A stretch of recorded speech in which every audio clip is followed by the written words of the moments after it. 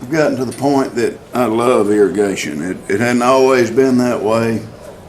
When I was a kid, I was youngest of 5. I had 2 brothers, cousins, and some of my first memories farming were irrigating with aluminum gated pipe. You know, we'd have one idiot on the end waving a flag and the other idiot trying to understand whether it meant he had water or not water, and we were screwing these valves, and it was pretty interesting. And then my next memory was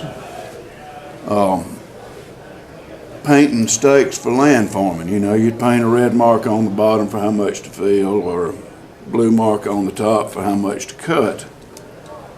But I got home from college in 1983, and we had started accumulating some of this white gated pipe at these auctions and trying to fade out the old aluminum pipe.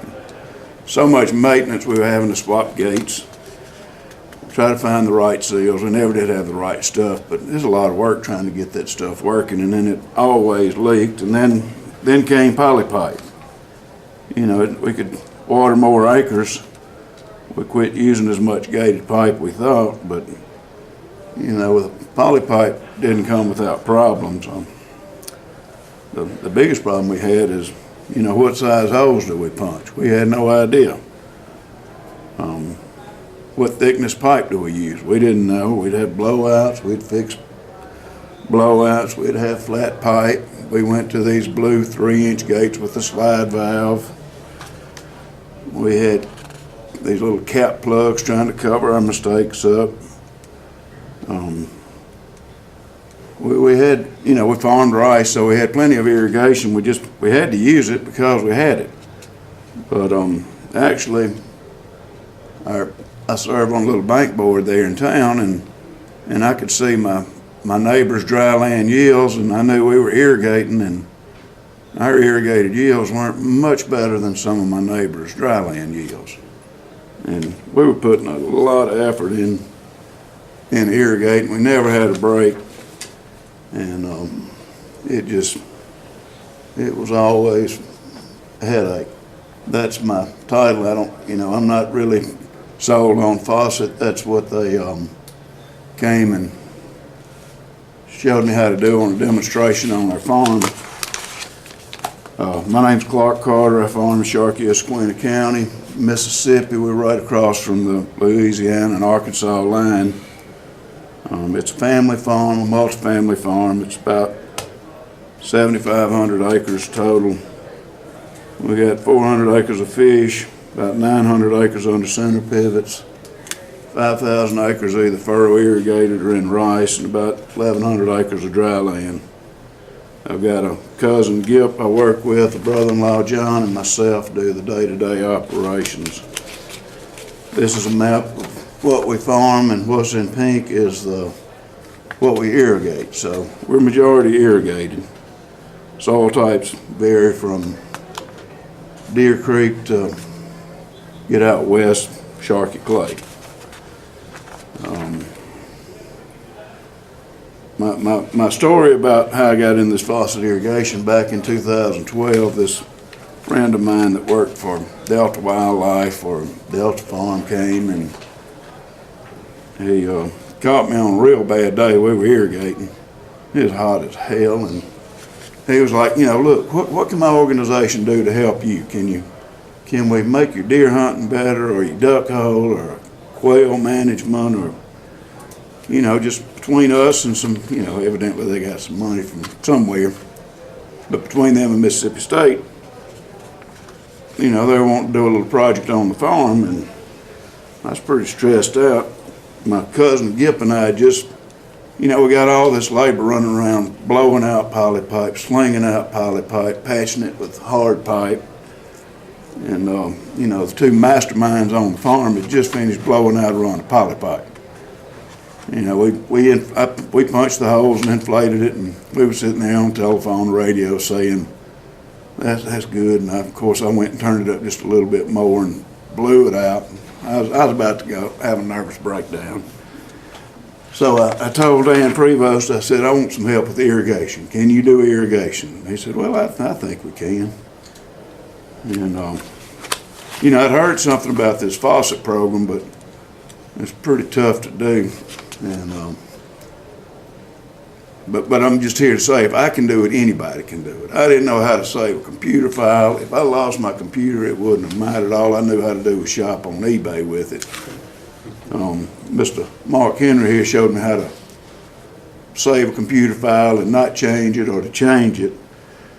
And so anyway, just the misery of polypipe. I guess anybody that's farmed and done it's been there. It was total chaos. I mean, we'd have, you know, trucks running around trying to slap these 3-inch gates in to fix a mistake, and you know, the truck would be stuck or have a flat tire, the power unit wouldn't run, or fuel filter stopped up, and we'd have to go back to town to get them.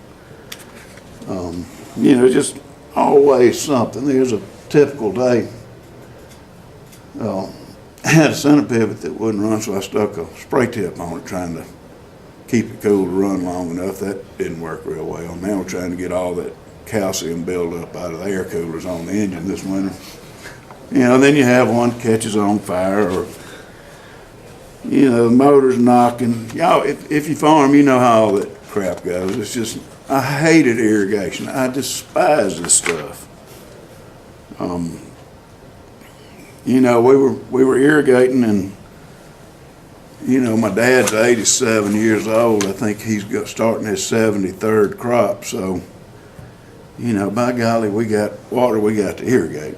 You know, it's like, we're not doing any better. I was kind of lazy too. I still am, but you know, our yields just weren't reflecting what our efforts were. And you know, I despised irrigation. I think my labor hated irrigation. But we had it, so we had to use it. You know, it's dry, you got it sitting there. We were just running in circles, didn't know what, you know. My neighbor would have a full pipe, and I'd ask him what he did, and he said, oh, I'd punch 1/2-inch holes every other row or something. I'd go try it on my 1/4 mile run, and it'd blow up. You know, I didn't know what a flow rate was. Our only break back before 2012 and in 2012 was if it rained or crop maturity. We'd start on Monday morning and look at everybody wondering what in the world you're doing here, go start watering. And every Monday morning we'd turn it on, and Saturday we'd give up, go home and take the weekend off and come back and start back up Monday. We didn't have a clue what we were doing. So anyway, this is a picture of our farm. That's the flow rates on all of our wells, and that's pretty good information. I didn't realize how good information that is, but one instance I had to drill a new, or you know, when I say I, as we drilled a new well. Well, it's putting out 200 or 300 gallons less than the old well. It's in the same hole. You know, so I've got something to kind of hold the well company accountable for, to try to figure out what's going on. But let's fast forward. You know, I said it was misery. 2012 crop, it was awful. But 2013 came around, and I got a call from Dr. Jason Krutz. Didn't know him. You know, he's an irrigation specialist. He and a couple of his cronies were headed rolling for to set me up on a Phaucet field. And you know, I'd heard talk about it. You know, it's a computer program, and I could buy off of eBay. That's about it. So they showed up, said they were going to come survey a field. We knew how to survey. We had the equipment in our tractor, so I'd actually put it in my pickup. I got my cousin. We ran out there and surveyed as many fields as we could before they showed up. And instead of them going to survey, I said, look, y'all sit here and put this in my computer. So they loaded Phaucet in my computer. They put the data in my computer. They were going to give me one lousy field. You know, I had 5,000 acres or, you know, whatever to start watering. So I was trying to bribe some of these guys to, look, I'll survey it in the daytime. Y'all enter it at nighttime. You can fax it back to me the next day. And They wouldn't take a bribe. Well, the boss wouldn't take a bribe. One of them might have, but after I looked at him, I figured, heck, if he could do it, I could do it.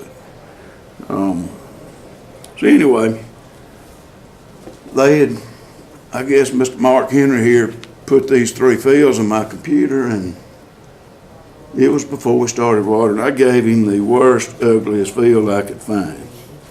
It was 75 acres, had 2,000-foot run of poly pipe, and at 1,400 feet, the slope kind of dipped down, and I was going to stump these folks. I was going to see if they could,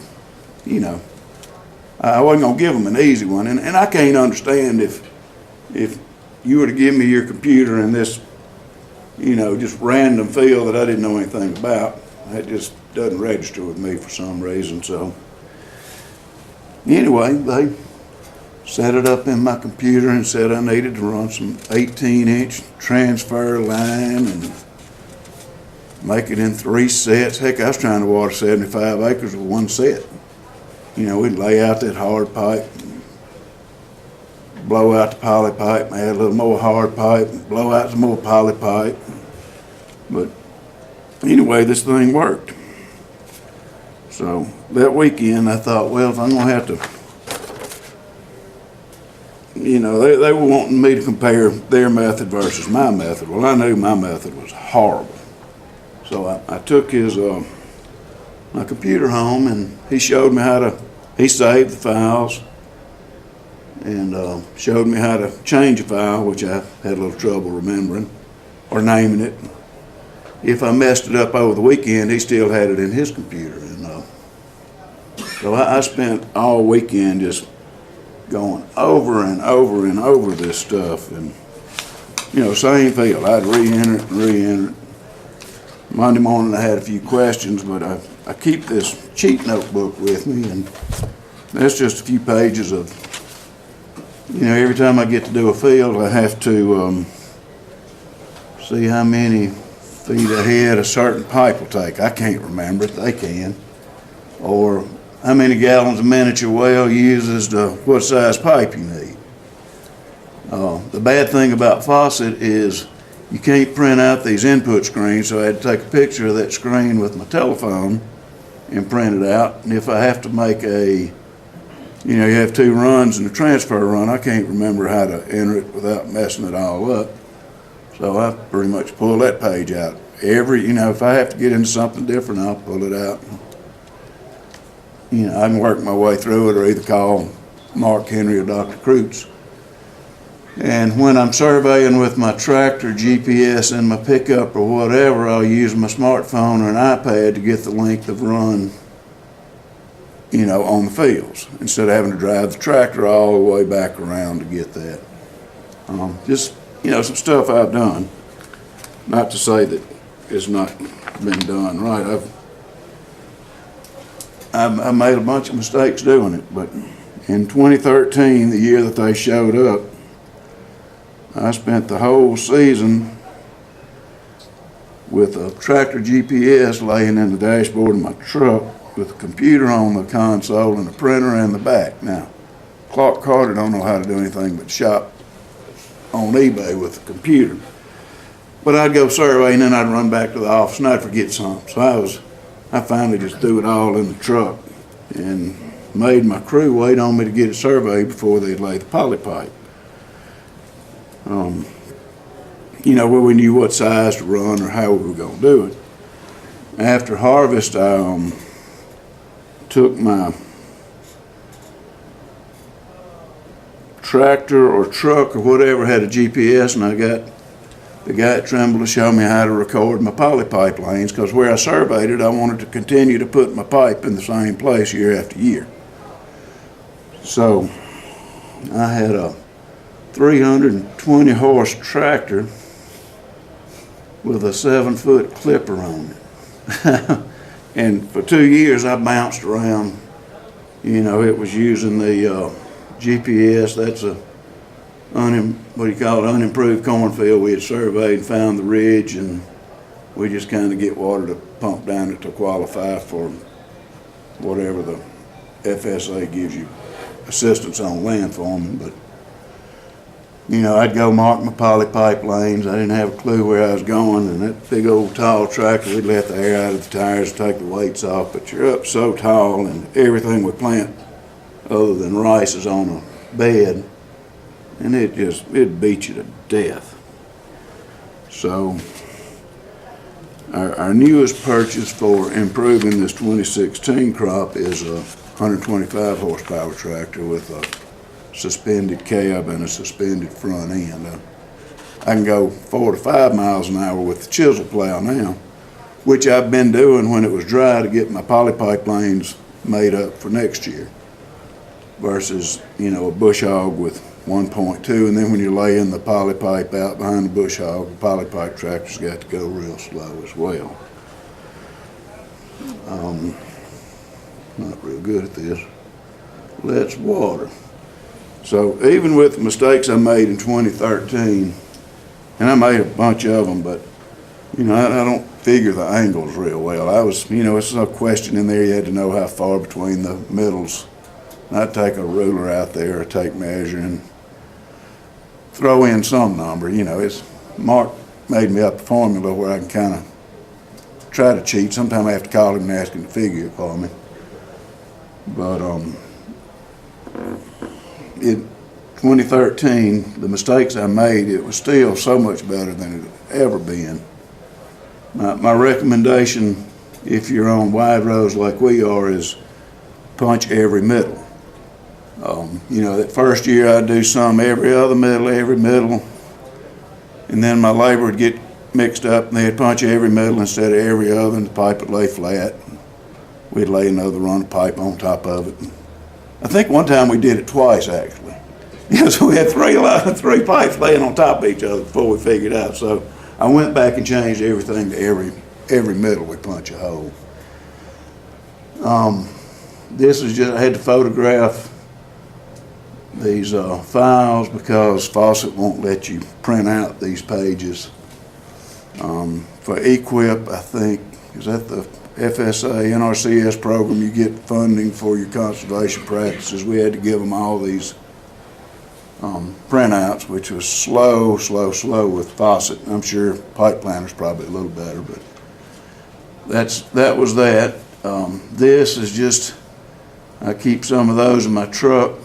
Last year, if we get ready to punch something with a lot of different hole sizes, it's just got the Poly Piranha, the aluminum punch, with the hole size and the color, and they're separated by the head. You know, the small head has these colors, medium those. My newest addition for 2016, I ain't smart enough to do this, but I got my secretary, I gave her the basic information there, and in this particular field, you know, and that was a problem. I had to name the fields where everybody could understand, so I had to go back and redo a lot of it. But, you know, say the Leavenworth 45 acre field, the smallest pipe I can use is 15.9 mil. I got 7 holes that are 5/8 and they're purple, 62 holes of 11/16. So now we can have 2 different crews, you know, going around. They know what size pipe to lay and they know what size holes to punch. And I think that'll be a big improvement because, you know, I was having to go catch up with them and we were chasing each other back and forth trying to figure out how to punch the holes. Back in 2013 when Dr. Kreutz and Mark came to see me initially, he asked how often I watered. You know, how did I initiate my watering? And I said, well, every Monday morning we look at each other and get mad and say, go start irrigating. And he set me up on he made a little 10-day schedule. I didn't know how to keep up with it. We had more going on than we could keep up with. So he encouraged me in 2013 to only water every 10 days. Am I going past? We did that. 2014, he came back with the surge valve test, and he had some moisture sensors. That was pretty cool. So I'm a copycat. I copied what he did. He kind of did a side-by-side test. Well, when he turned his on, I turned mine on, so it wasn't a whole lot of real good data, but at least I did figure out how to semi-rate a moisture meter. Last year we had 26 moisture sensor stations on the farm. We're using just the very basic sensors, an aerometer or something, and you know, I'm kind of lazy, I guess. I do 6, 12, and 18 inches. I need to go deeper, but just, you know, getting all this stuff done in time, we were burning the candle at both ends getting it in place for 2016. I copied one of Dr. Crutz and Mark Henry's, you know, how to keep up with it, so I made me a little book that has the, I use Cat 5 cable. I'll put these 3 sensors out, I don't know, 100 feet in the field. I'll stick a piece of PVC pipe up where I know they are, and then I'll take it back to the turn row and put another piece of PVC pipe down. And I can drive up anytime at night or whatever, and if the mosquitoes are bad, and pull that little Cat 5 cable in the window and write down my figures and calculate how dry I'm getting. You know, the Cat 5 cable's color coded, so, you know, the 6 inches, the blue wires, 12 inches, whatever color that is, green, and the 24 is orange. So, you know, it's pretty, I've got a guy that works for me, and here I'll go run around checking them out. We don't have a real set schedule of when to do it, but this year we only watered when the little sensors told us to. And we had, you know, a sensor station for every 200 acres, and I intend to put more next year. Thank you for letting me come. I'd like to, you know, just say how much I've enjoyed working with Dr. Crutz and Mark Henry and Dan Prevost for coming and asking me what he could do to help me, because I was about ready to go in the nut house before doing this Phaucet irrigation. I appreciate the people that support Dr. Crutz for, you know, financially for whatever they need to do. And it's been a great experience. I've gone from despising irrigation to really enjoying the challenge of doing it. Any questions? I'm sure all y'all already know how to do it anyway. Yeah, we got time for questions. We got about 5 minutes before the break. Do you have any questions? Is everybody already doing some sort of, so y'all ain't learn anything listening to me, other than if I can do it, anybody could do it. How many people are using Phaucet or pipe planner? How many of you using surge valve? Sensors? Some sensors. Those sensors are cool. I got one automated pump starting thing on the tailwater recovery reservoir, and it ain't worked since we put it in, so I'm Chris, not I got a ready. question. On your watermarks that are in your field, what telemetry system are you using? Because we use several, like the one from Bachelor Aerometer. We can't ever get that one to link up correctly the way it's supposed to.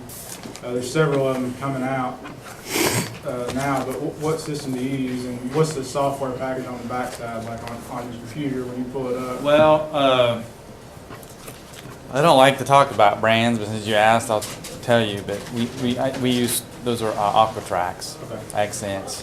They're all web-based, and you know, they're on our phone. So you pull it on the phone, you can see where you're at. That's one thing I like about it. A lot of people have that functionality. The thing I'll tell you about the telemetry is, we'll find this in Arkansas, is that there are places, there are wireless modems, and there are only 2 providers. There's Verizon and AT&T generally in this region. And most of the time, the Verizon modem is your better pick. Sometimes I only have one AT&T unit. I don't think AT&T is going to be able to use it after this year because they're not. It won't be. They're moving all to 4G. It's not going to be into 2G technology. Well, they're just discontinuing the 2G modems. Most of the modems, at least I'm aware of, are still 3G modems. Okay. Some of them are 2G modems, but they're phasing out the 2G modem. You're right. They're phasing that band out. Now, I don't know whether or not they'll still be able to use. You know, depends on whose towers are where and where they've invested. Right. They got to pay to use those towers, but just because it's a Verizon tower doesn't mean another company can't use it. But that's one of our big challenges. There are just some places I can't put any of these monitors because we just don't have a cell phone signal in, unless you're going to try to put an antenna in to try to hit it. Your better option is probably these localized networks where they have they're using the FM band basically to talk between each other, and then maybe you can get a modem, or you can hardwire that in to a telephone line and get it that way too. You can actually run internet. Depends on where you're at, but and some of those have some pretty good range. So for maybe a mile away, you can get it back at your shop. Right. And I do have some farmers that are interested in doing that. So that's another option. Is that like through Legacy or somebody, Legacy equipment, that's something that they use? Like they'll put a monitor in your field and then, because like you said, the signal's not very good. Yeah, you kind of got two options with telemetry. Either put a modem and you got one location, which is what we've done, or you use a mesh network that hops or uses FM radios to create a network within. And then you can go to one place and look at all your sensors, or download them all. There's some that you can download them on your phone and then go look at them later. But Yeah, from what we use with the mesh networks, a lot of times I think it'd be easier for us to just pay for the cell modem because it's trivial on whether or not all the data is going to be relayed. That's right. Rather than having it uploading to one, the cloud. That's where right. it's, you can see it if it uploads every 4 hours. If you miss a 4 hours something wrong, you go out there and look at it. The only downside of it is you do pay the subscription Yeah. fee every year. So there's an ongoing cost to doing that. So it works good for us what we do because we're just got one unit in one field with the farmer. But I've got some farmers that are wanting to put in more. So the mesh network may become a better option. Yeah, or having the mesh network relay to one monitor and send. That's right. Like to a gateway. Yeah. Basically. That's right. Lots of options. Lots of things to consider. All right. Well, thank you for your time. Enjoy the rest of the conference.